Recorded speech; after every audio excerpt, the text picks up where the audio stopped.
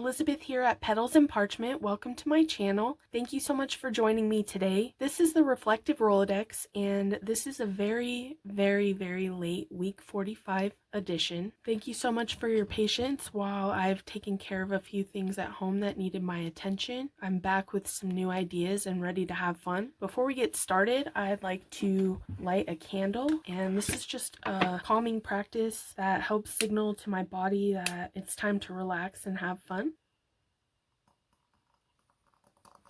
If you've been here before, you know that I like to start off by taking a few deep breaths to just sort of center ourselves and relax from any stressful events that may have happened in the past few weeks. So if you feel comfortable and you'd like to join me, feel free to close your eyes and take a big deep breath in through your nose and exhale through your mouth. Allow your thoughts to slow down.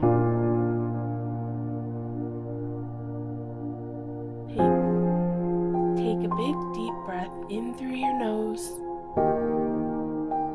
and exhale through your mouth. Allow your shoulders to soften. Open your heart to possibility. Take one more big deep breath in through your nose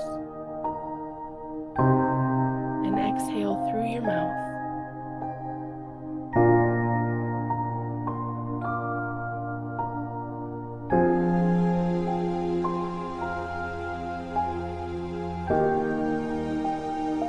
Feel gratitude in your heart and be thankful for this moment. Get excited to use some of your art supplies. When you're ready, open your eyes and let's get started.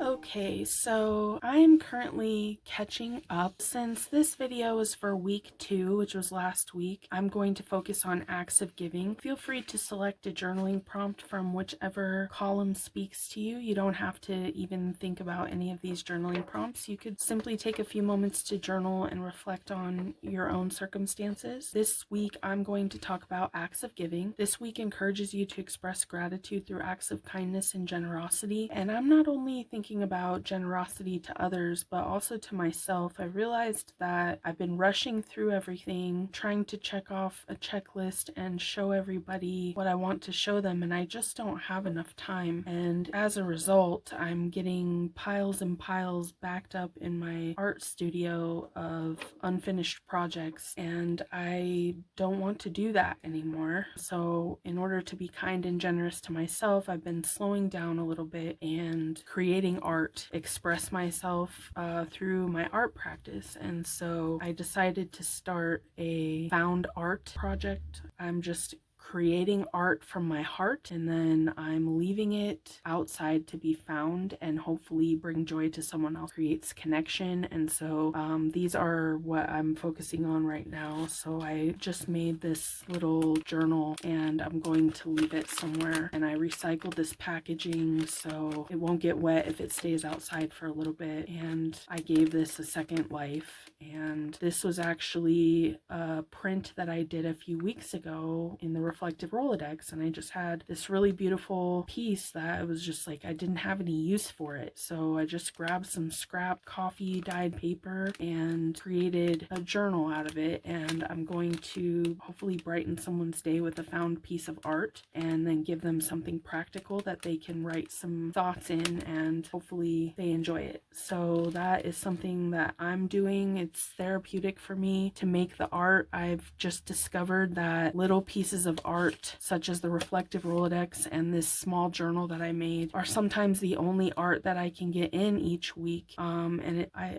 prefer a bigger canvas, a bigger substrate, a bigger journal, but these little ones give me something that I can focus on that's small but completable in a single day. For that reason, I'm starting to shift my focus to smaller pieces of art. I would invite you to think about slowing down and mindfulness, and that's what I intend to do is just refocus my efforts and slow down a little bit and put more of myself into each piece. So really trying to bounce back from all the setbacks recently and cultivating a life that I enjoy and that I'm proud of and that isn't too burdensome to carry around. When you're releasing things that aren't important, it makes the things that are important way more clear. I want to start using all of my supplies that just spark so much joy for me. So I wanted to show you some of the things that I have. These incredible old newspapers.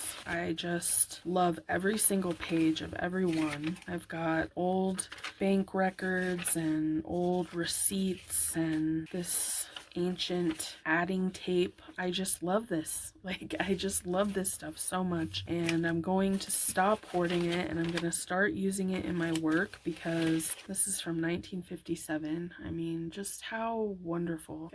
Every single thing, the people, font, the messages, the products, just love everything about old media. Look at this Cracker Barrel cheese. How cool is that? Morton salt. I mean, I just love this stuff so much. And this is from 1926. And if I don't use this, if something happens to me, this probably will all end up in the waste bin. And I don't want that. So I'm going to start using it in my artwork, which is so exciting because this is the stuff that I love, the good old days. Really awesome stuff.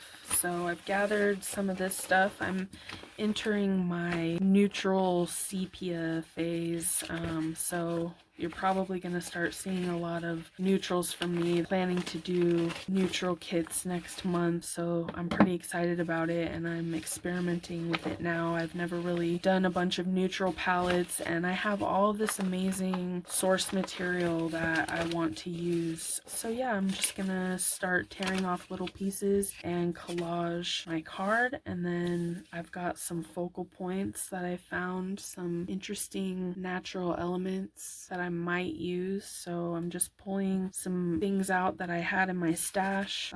These are some leaves that I printed on vellum years ago and I haven't used them, and I'm like, come on, let's use this stuff. It's just sitting here begging to be used. So that's where I'm at now. Please join me and have some fun. Rip some paper and glue it to your card and see where we go. I've also got some distress crayons that I want to grunge it up more with, and some walnut stain distress spritz, and to stick it all down I'm going to use some matte medium and just have fun.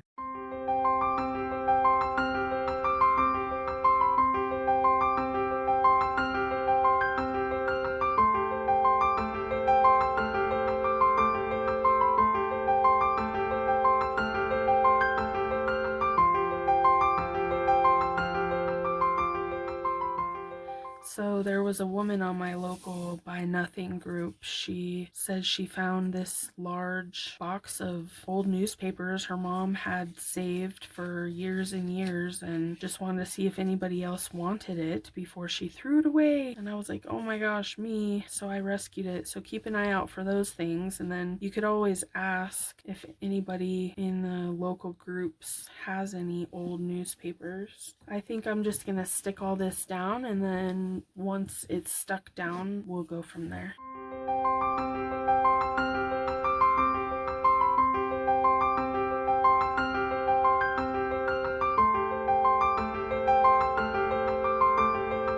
Okay, so this is what I have so far. Just a collaged background using some really old paper, and I love it. So now I'm just gonna set to work kind of adding some squiggles and mess. I just want to get really grungy today because that's what I love, and picked this sentiment because when I get quiet and I'm not rushing around and I slow down, I learn a lot of things and the important things come forward. This unfortunately is just too thick to put on my card, but it is super cool, so I'll save it for something else. Maybe it'll be good on like a journal cover. I'm just going to play with what I have here, some limited supplies, and just let things happen. I also want to try making marks with my left hand, which is my non-dominant hand, so that's what I'm gonna do today.